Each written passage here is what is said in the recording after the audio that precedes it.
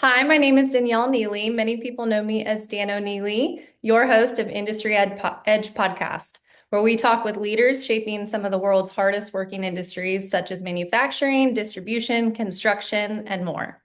This episode is brought to you by K&C Marketing. K&C is a full-service marketing agency that helps B2B industrial companies grow their brand and increase sales. They serve as a fully outsourced marketing department or supplement in-house marketing teams. To learn more about K&C's brand development, website design, and marketing services, visit kncmarketingagency.com. Now, today I'm talking with Dave Bertino, owner and president of David M. Bertino Manufacturing Incorporated. Since 1988, Dave's been in the business of manufacturing and installing institutional casework for schools, colleges, hospitals, and labs. He's built a reputation for delivering reliable, functional solutions for some of the most demanding environments. He's also a loving father, a papa, life of the party, and a dear friend to all he meets, and has also been like family to my family over the last 30 years. Dave, welcome to the show.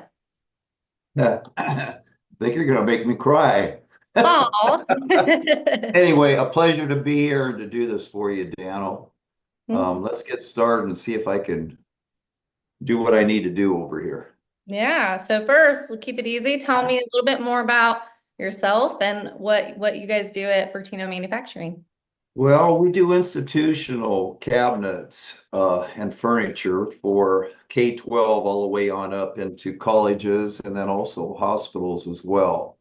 But it's all plastic laminate cabinets and countertops, laboratories for schools, lockers. Now we're into the tack board, marker boards that go into schools as well. You'll see those as soon as you walk into a classroom. There's tack board all the way around that. We've been involved with that, I guess, about the last 10 years or so. But that's it. Awesome. Well, what did the early days, 1988, that's been a minute. What did the early days of your career look like compared to what it looks like now with the Well, I business? guess if I was to start at the beginning of this, I was building water beds. And from water beds, I got tired of that. And I had a whole bunch of friends of mine that were working at a cabinet company doing institutional furniture. And that man, I went over, they needed somebody, and I went to do a job application. And that man didn't want to hire me because I had long hair. And they said that his kids said I was a little rough in high school, that maybe I was a troublemaker, that they shouldn't hire me. Well, at that point, I asked my buddies, I go, hey, is he going to hire me? They go, oh, no, no, he's not going to hire you. Well, I took it upon myself. Naturally, you got to believe in yourself to get anywhere in life. And I went to that man and I says, look, I'll work for you for 3 days for no wages. At the end of those 3 days, you hire me or you send me on my way. Well, 10 years later, I took his job over, and then 12 years later, I started my own company, and that man ended up working for me. That's quite a story there, but the biggest deal is to believe in yourself. So I went into the casework industry, and now the industry I came out of was similar to that. We were doing libraries for schools. It was educational media furniture. When I left that company and I started my own, within 3 years, that company went out of business, and most of those employees came over working for me. And some of them are still with me now, even though I'm retired. You know, my son's running the company now. But that was the start. And in this whole process, when I was working for EMF, I was working out of my dad's garage building cabinets for schools. I got in with a contractor that school had burned up in Fontana, California. It had burned up, and one of the classrooms did. It was arson, and they needed somebody in there to do plastic laminate. I don't remember what year that was, but I'm going to say it was probably the early 80s. And I got that as a side job to do, and that was fantastic. Got my foot in the door for a school district, and then I had a full-time guy working in my dad's garage when I quit my company. I had a full-time guy working there for 6 months, and I gave a notice. This is a notice that nobody ever gives. I gave the employer a 1 year notice, and that was either to shit or get off the pot. They were handling this dang hot dog in front of me, going, "Hey, this is going to be yours someday." Well, I got tired of waiting. In '87, I got my contractor's license, and I blasted off from there. I love it. I love that. That is awesome. So you mentioned that that some of those employees are still some of your employees today. What do you attribute retaining that kind of team for that long? And what also, how do you feel like, Yeah. been in business a long time, sales and your growth strategy, how do you feel like you've been able to grow this business and now Dylan, your son, take over? What do you attribute those things to? Well, let's go start with the employees first. I don't know how many he's got now. I would say in the 60 to 70 range of employees. But you have to say good morning to them each and every morning. People do not want to work. And if they've got to work in a hostile environment, they aren't going to do a good job for you. Hmm. So they are, yeah, this is funny. The way I was taught, rule of thumb, never fall in love with your employees. Well, that's BS. We love each one of them. Here in '08, it was when Obama became president and everything took a big dump. Uh, we went without wages, wifey and me. We did this without wages. We kept every employee working. We were taking jobs at zero cost. Wow. So here I said this. I says, never fall in love with your employees. That's rule number one. Well, it don't work. You know, it doesn't work. And I kept those guys are still here today. Golden handcuffs is another one. You make sure that you do the benefits that you need to keep them, Hmm. including profit sharing plans for their retirement, paying the employees medical 100%, and then anybody after in their family, we've been paying half of it. And I don't know if that's still the same. I've been retired now for probably 14 years, 13 years anyways that I've been retired. But I'm sure that's pretty close to what my son's running on this.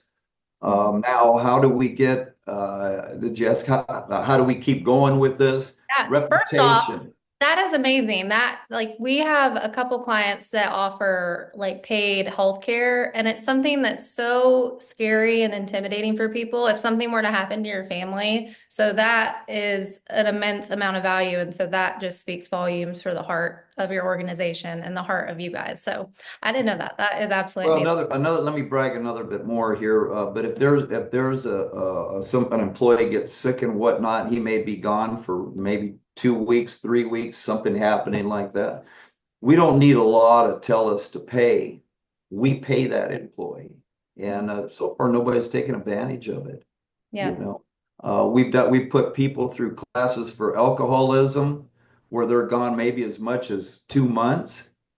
They've been paid for Hmm. it. Um, That's that's amazing. yeah. So there You you go. Golden take care of people, handcuffs. Take they'll care take of care your of you. people. Now, Mhm. how do we drive and get more business? I think Yeah. that was the other part of your question. How do we drive and get more? Never lie to a customer. Never lie to a customer. Um, you follow through with anything you're going to say. You finish that contract no matter what. You finish that contract no matter what, but you never lie to a customer. So that reputation will take you a long way. It's, hey, if we have David M. Bertino Manufacturing doing the job, we've got nothing to worry about. We've always got a straight shooter. There's nobody that's talking to you and giving you BS excuses why they can't be there, you Hmm. know.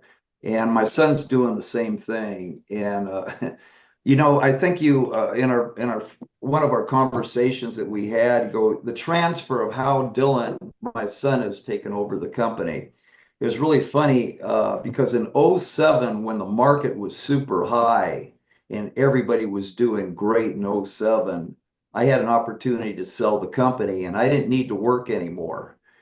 And I had a buyer for the company, and my son says to me, he says, Dad, don't do it. Don't do it. I can run this company. And I go, Dylan, I'm suing 26 school districts.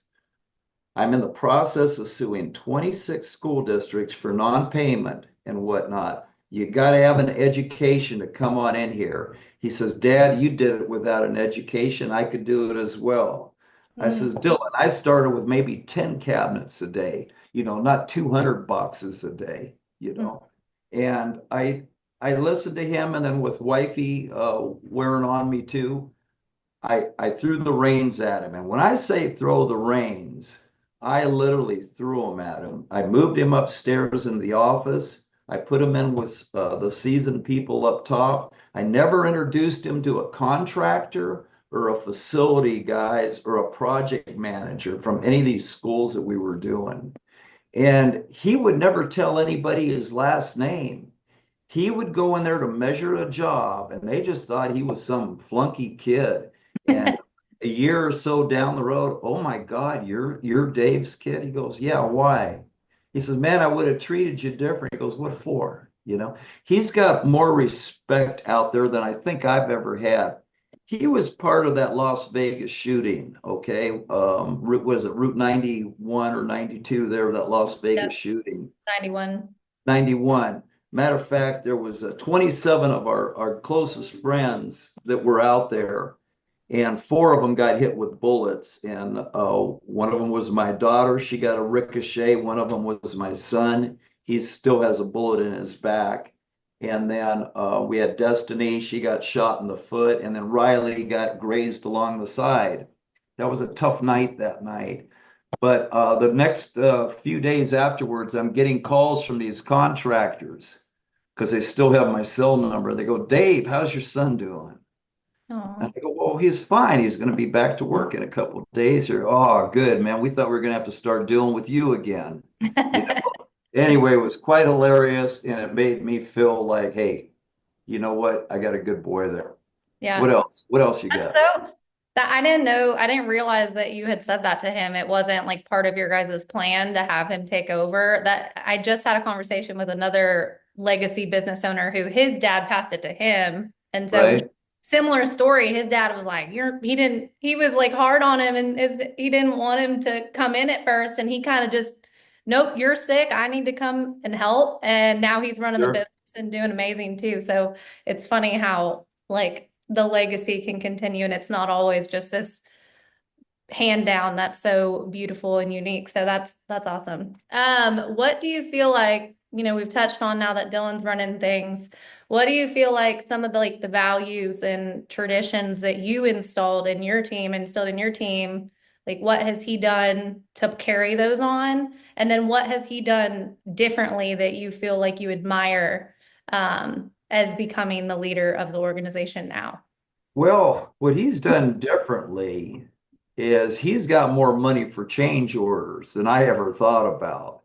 I just would include a lot of things to building a reputation with a customer, and the reputation's already there. So Dylan, when there's change orders now, hey, he gets fair market and more because it does disrupt the whole line of production a change order does. Hmm. And I'll tell you what, he's sharp on that end. What was the first part of the question?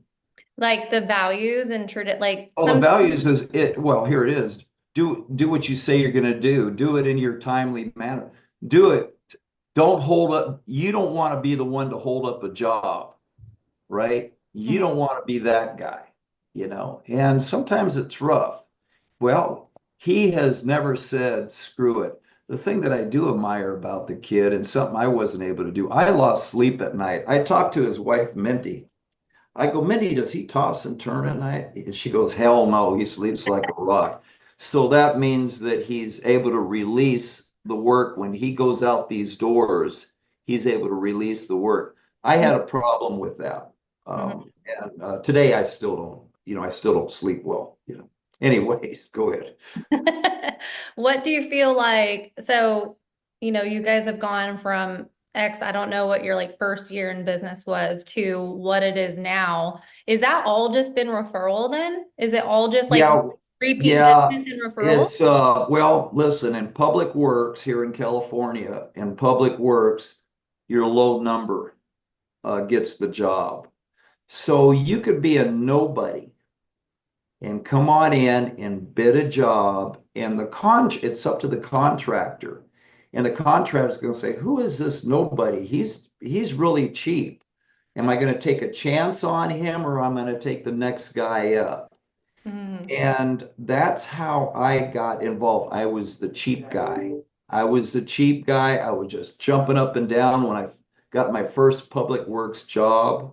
I mean, I still remember the job. It was a $11,000 library in Mhm. the city of San Bernardino, and I was just excited to have. I had to, you had to have payments and performance bonds, the whole deal. So there was a whole deal to work up to. But the first $1 million of sales, that was a big deal when I first hit a first million Heck yeah. dollars of sales. And I think that probably took us 7, 8 years to do that. Mhm. And That's anyway, that the that that's was a the big milestone. deal. That's the And business milestone. something I want to say too is in business is you never ever relax. The second you relax, your competition is going up above you.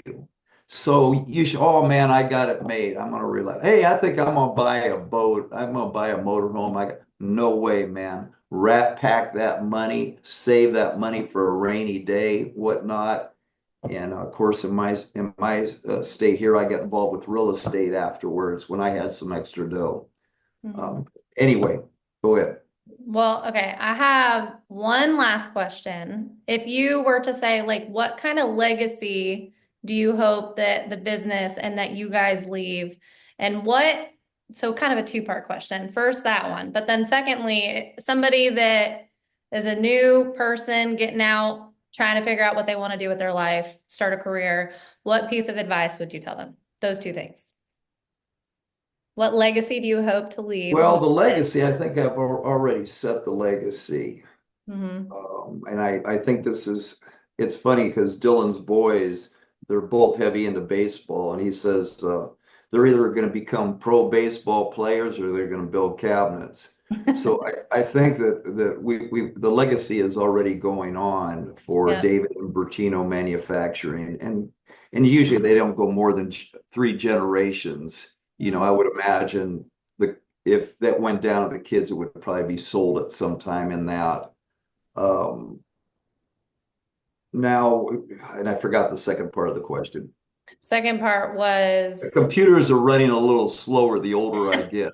it's still early in California. I'll cut you a little bit of slack. What advice would you give somebody who, Oh, they're yeah, just fresh out of high school or fresh out of fresh out of college? high What school. advice would you? Okay, there we go. That's a good question.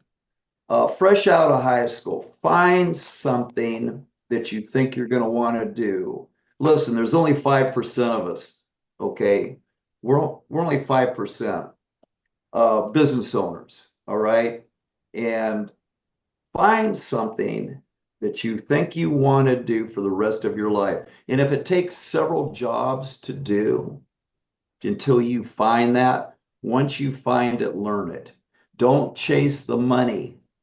All my buddies were going on to these construction jobs and making twice the amount of money I was. And I says, you know what? I'm going to learn this trade. I'm going to learn this trade. I'm going to be good at this trade. So now, once you do that, make sure you have 6 months of wages or a year's worth of wages saved up before you start your own.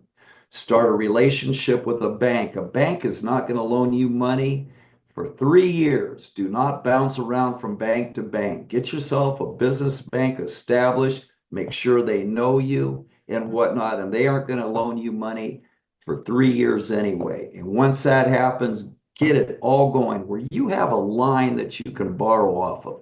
Always pay your vendors off 30 days. Do not go, well, it's the 10th of the month. We pay the 10th of the month. If they offer discounts, you take those discounts. If it's early pay, you take those discounts. That's what we had always done. Now, say you do become and treat your employees good, like I said earlier, golden handcuffs.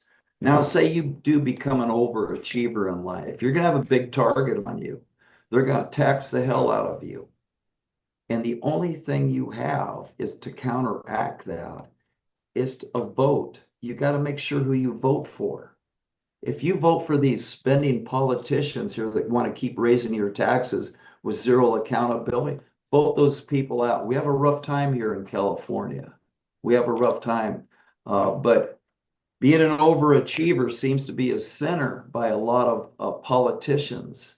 Oh my God, it's a bad person. And some employees as well. It's hard to get that out of the employee's head, the responsibility that you have taken on to employ the 60, 70 families here, their car payments, their house payments, sending their kids to school. That's a big responsibility on an employer.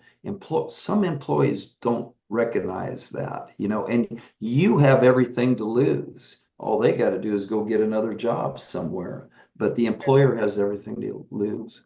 True. I love that. That's a great piece of advice. That's like very, I think when you get out of high school and you get out of college, it's so overwhelming, everything that you could do. And I think society tells us just go get a job, like whatever that is. But sticking with the job is something that, or if you realize that it isn't the job for you, identifying this isn't for me and finding something else. But I think that's a great piece of advice. So Yeah. Um, thank you. yeah, find something you like and learn it. But so many people chase the dollar. They chase the dollar and they may learn a whole bunch of trades doing that, but they aren't anchored down to one. But remember, 95% of the people are afraid to swing the bat, Daniel. Mhm. Oh yeah. 95%. People could And do it. You can be an entrepreneur. You just have this to this take the leap. this this world is for us to grab onto and to put into our pockets. And an older friend of mine taught me that as a young age. This is ours. We can do what we want. Here's a man with zero education right here.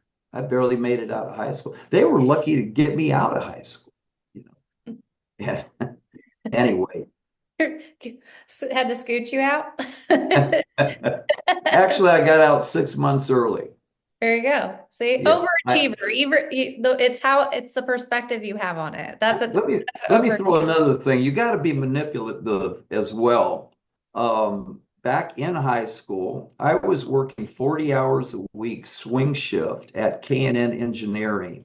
K&N Engineering, now they're known for their air cleaners. Back then it was motorcycle parts. And I lied about my age. There you go, be manipulative. I So was we're 17 years old. I told them I was 18. Me and another kid out of high school. We went to K&N. We got jobs over there. What was it? 3 o'clock to midnight. Got Friday nights.